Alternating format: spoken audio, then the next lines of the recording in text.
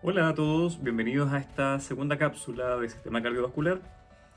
En la cápsula anterior alcanzamos a ver la organización y estructura general del sistema circulatorio y del corazón.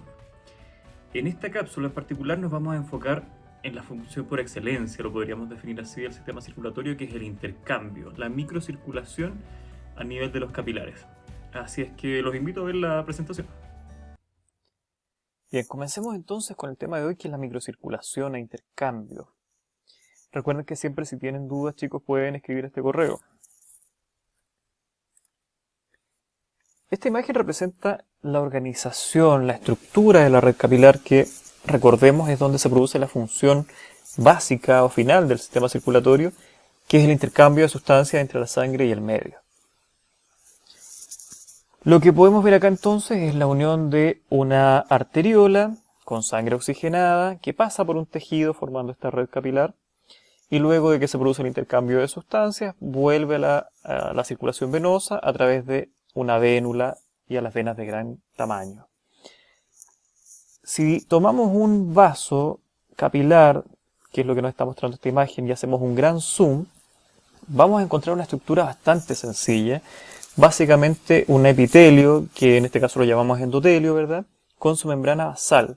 Recuerden que la membrana basal es una capa de glucoproteínas, fundamentalmente de protección y de separación de tejidos, y nos está entregando una estructura básica, bastante simple, porque recuerden que la función de esta estructura es favorecer el intercambio de sustancias, entonces mientras menos capas mejor.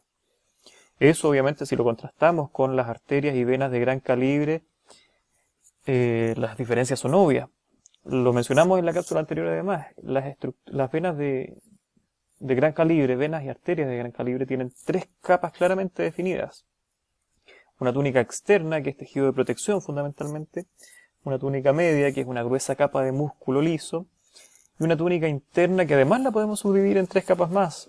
Un endotelio, ¿verdad?, su membrana basal, y una capa elástica, una membrana elástica. Entonces tenemos diferencias claras entre la estructura de los vasos grandes y estos pequeños capilares, que además tienen un tamaño muy pequeño. Estamos hablando de un tamaño promedio de 5 a 10 micrómetros aproximadamente. Eso si lo comparamos con los centímetros que puede llegar a medir una arteria de gran calibre como la aorta, o sea, tenemos diferencias abismales. La red capilar en general es la unión entre una arteriola y una vénula. Y eso quiero que lo veamos en la siguiente imagen, que lo deja un poco más claro. Acá tenemos la arteriola y acá tenemos la vénula. Lo que hay entre estas dos estructuras entonces es una metaarteriola, que funciona como un cortocircuito. ¿Por qué se le llama así? Porque esta red capilar no siempre contiene sangre. Por lo tanto, cuando el tejido u órgano que esté irrigado por esa red capilar tenga necesidades metabólicas bajas, la sangre va a pasar directo desde la arteriola a la vénula a través de este cortocircuito. ¿Sí? Esta metaarteriola tiene un tamaño promedio de 20 micras aproximadamente, y es donde vamos a encontrar los últimos esbozos de músculo liso, que es lo que representan esas fibras de ahí. Y esas fibras de músculo liso se ubican en una disposición helicoidal, rodeando el capilar en una forma de cinturón. Entonces, los últimos esbozos de músculo liso que encontremos en esta metaarteriola dan origen a los esfínteres precapilares, que es justamente el inicio de la red capilar. Esta subdivisión en la red capilar y su tamaño hace que el intercambio sea óptimo. El tamaño, por un lado, es el tamaño prácticamente idéntico al de un eritrocito. Por lo tanto, este en su trayecto por el capilar va rozando íntimamente las paredes. Eso hace que el intercambio de gases sea óptimo. Y además, la subdivisión en los diferentes vasos de la red capilar hace que la velocidad con la que se mueve la sangre baje bruscamente. Estamos hablando de velocidades bajísimas en el capilar, que promedian los 0,1 milímetros por segundo. Eso si lo comparamos con la velocidad de conducción en una arteria de gran calibre como la aorta, que puede llegar a alcanzar los 400 milímetros por segundo. O sea, estamos hablando de una diferencia abismal. Entonces, la conjugación de estas dos cosas, del tamaño, que se relaciona con el tamaño del eritrocito, y además la baja velocidad de conducción que tienen estos vasos hace que el intercambio sea muy favorable. Entonces, recapitulo, volvemos acá. Últimos esbozos de músculo liso que se ubican en esta forma helicoidal como un cinturón, ¿verdad? En el capilar y forman el esfínter, que es donde se origina finalmente la red capilar. Ese esfínter genera contracciones intermitentes, vale decir, genera un flujo discontinuo a través de la red capilar. Vuelvo a repetir, existe un cortocircuito entonces que permite la unión directa entre una arteriola y una vénula que se conoce como metaarteriola. No siempre está pasando sangre entonces a la red capilar, solo pasa cuando el tejido que esta red capilar esté perfundiendo tenga necesidades metabólicas altas. De lo contrario, la sangre pasa directo y la red capilar no se irriga. Eso está determinado entonces por la presencia de esos esfínteres que funcionan como una llave de paso. ¿Cuál es el principal estímulo entonces para la apertura o cierre de estos esfínteres capilares y por ende de la irrigación de la red capilar? La presión parcial de oxígeno. Este es el principal factor regulador que genera entonces la apertura o cierre de los esfínteres precapilares y con ello da origen al fenómeno de vasomotilidad. Recuerden que el flujo entonces es intermitente en la red capilar, no siempre está pasando sangre a través de ellos. En cuanto a la estructura del capilar, vamos a encontrar fundamentalmente de tres tipos: capilares continuos, capilares fenestrados, capilares sinusoidales. La diferencia fundamental es en el tamaño de los poros que contienen. Un capilar continuo tiene poros muy pequeños, estamos hablando de vasos, por ejemplo, de músculo, piel, pulmones, donde el intercambio que yo quiero que estos produzcan es fundamentalmente de gases y algunos solutos pequeños, nutrientes. En el caso de los fenestrados y sobre todo de los sinusoidales, los poros ya son de gran tamaño. En el caso de los sinusoidales incluso permiten el paso de células a través de ellos. Por eso esto los vamos a encontrar en estructuras como hígado y médula ósea. Recuerden que la médula ósea es donde se produce la formación de células como eritrocitos, por lo tanto necesito que estos vasos permitan el paso de células completas. Ojo entonces que nosotros de aquí en adelante vamos a usar para todos los ejemplos un capilar continuo. ¿Sí? El capilar continuo nos permite explicar lo que sigue. ¿Cuáles son los mecanismos de transporte desde la sangre al intersticio o viceversa? Fundamentalmente tres: difusión, comunicación a través de espacios intercelulares y transporte vesicular. La difusión es probablemente el más importante. Recuerden que la difusión está determinada por la ley de Fick. ¿Y qué nos dice la ley de Fick? Que el intercambio de sustancias a través de la membrana es directamente proporcional a la concentración. Entonces, obviamente va de donde hay más hacia donde hay menos.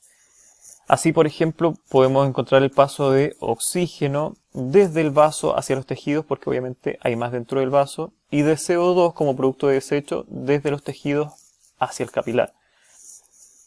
Transporte a través de espacios intercelulares, entonces, fundamentalmente algunas moléculas pequeñas, solutos, aminoácidos, agua, y de algunas moléculas de mayor peso molecular a través de la membrana, pero mediante pinocitosis, mediante transporte vesicular.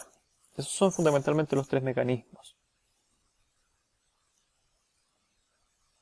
Ahora, ¿cómo calcular finalmente cuánto sale del vaso y cuánto vuelve a reingresar? Eso está determinado por las fuerzas de Starling. ¿Cuáles son las fuerzas de Starling? La presión hidrostática, la presión coloidosmótica, tanto del capilar como del vaso. Pero esto, para que nos quede un poco más claro, lo vamos a explicar en la pizarra. Bien. En la cápsula anterior entonces alcanzamos a hablar de las presiones hidrostática y coloidosmótica del capilar. Y lo graficamos de la siguiente manera. Un capilar, ¿verdad? Este es un capilar con un extremo arterial y un extremo venoso, con sangre en movimiento, por lo tanto esa sangre ejerce una presión contra las paredes del vaso que la denominamos como presión hidrostática del capilar. Por otro lado, sabemos que existe una presión que ejercen las proteínas de la sangre, específicamente o principalmente las albúminas por su concentración. Esa presión tiende a atraer plasma hacia el interior del capilar y la denominamos presión coloidosmótica del capilar. Estas dos presiones entonces en equilibrio son las que mantienen los procesos de filtración y reabsorción. Filtración entonces determinada principalmente por la presión hidrostática, que es cuando el plasma sale del capilar, y reabsorción cuando el líquido vuelve a entrar a él. Y esa está principalmente determinada por la presión coloidosmótica o oncótica del capilar. Por otro lado, sabemos también que en el intersticio hay dos presiones también. Una presión hidrostática intersticial, hidrostática porque está empujando contra esa pared, y una presión oncótica o coloidosmótica también, coloidosmótica intersticial. ¿Sí? Entonces, la conjugación de estas cuatro fuerzas, estas cuatro presiones, nos va a permitir determinar finalmente la presión de filtración neta. ¿Cómo mezclarlas? Fácil. Miro la dirección de las flechas, hacia dónde están moviendo el líquido en este caso. Entonces acá puedo juntar perfectamente la presión hidrostática del capilar más la presión coloidosmótica intersticial. Y a eso le puedo restar la suma de la presión coloidosmótica capilar más la presión hidrostática intersticial. Hasta ahí bien. Ahora, nosotros dijimos que el ejemplo se cumple solo si hablamos de un capilar de tipo continuo, ¿sí? Por lo tanto, si es un capilar continuo no permite el paso de proteínas. Las proteínas se mantienen en el interior del vaso, no van a salir del capilar, por lo tanto esa presión coloidosmótica intersticial es muy baja. Yo la puedo despreciar, la puedo sacar de la ecuación. La sacamos de la ecuación. Lo mismo para el caso de la presión hidrostática. La presión hidrostática es la que ejerce un flujo en movimiento. En este caso la sangre está en movimiento, por lo tanto esa presión es alta. En el caso del intersticio la presión es baja. Por lo tanto esa la puedo también despreciar. La sacamos de la ecuación y finalmente la presión de filtración neta va a estar determinada por la presión hidrostática capilar menos la presión coloidosmótica del capilar. ¿Claro hasta ahí? Bien, ahora tratemos de explicar o de describir cuándo se produce la filtración y cuándo se produce la reabsorción.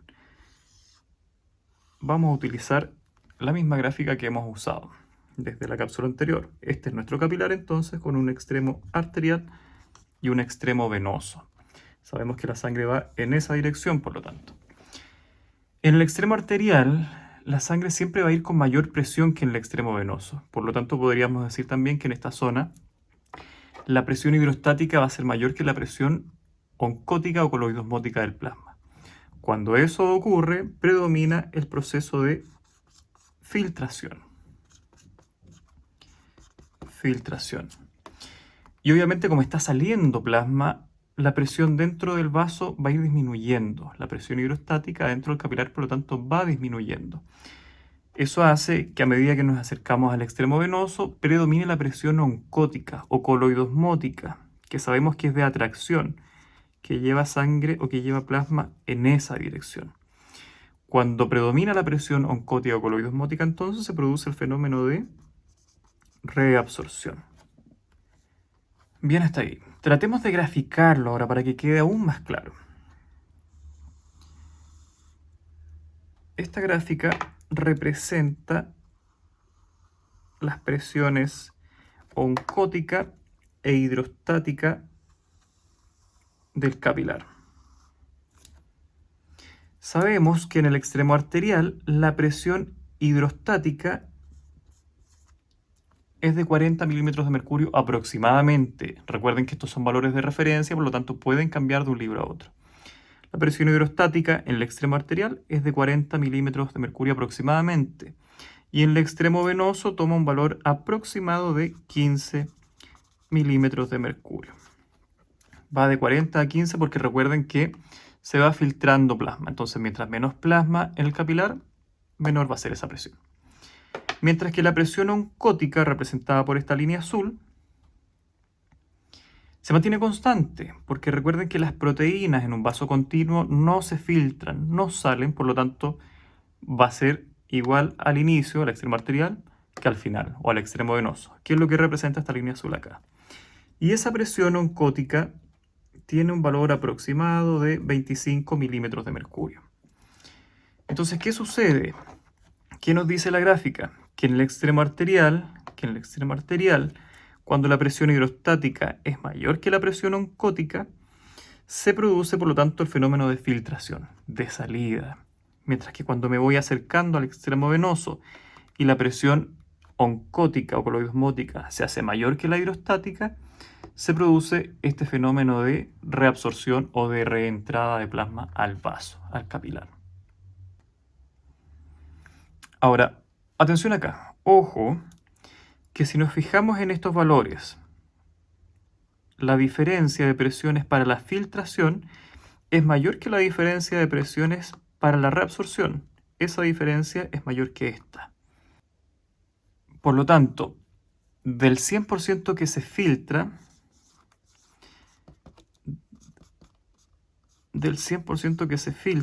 aproximadamente un 80 o 85% se puede reabsorber.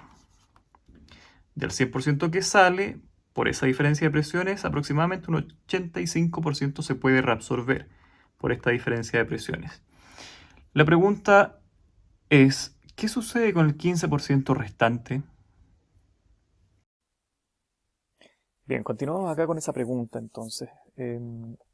Hasta ahora hemos explicado el rol de las fuerzas de Starling o las presiones coloidosmóticas e hidrostáticas del capilar y del intersticio en el intercambio continuo entre el capilar y el medio o las células, asegurando estos dos procesos que son la filtración y la reabsorción en el capilar.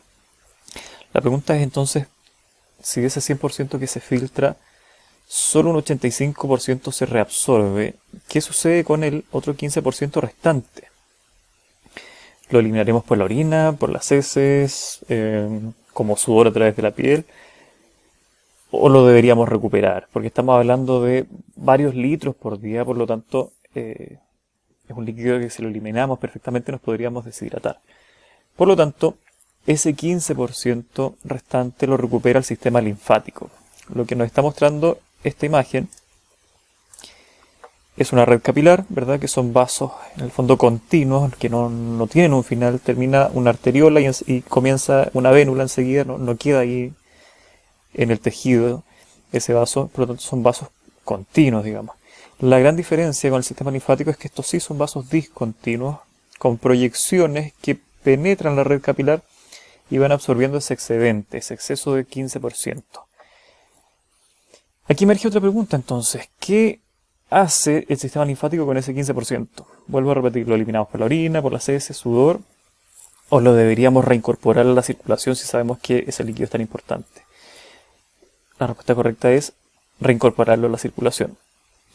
Otra pregunta entonces, ¿a qué bomba lo reincorporarían? ¿A la circulación sistémica, la bomba izquierda, o a la circulación pulmonar, que es la bomba derecha?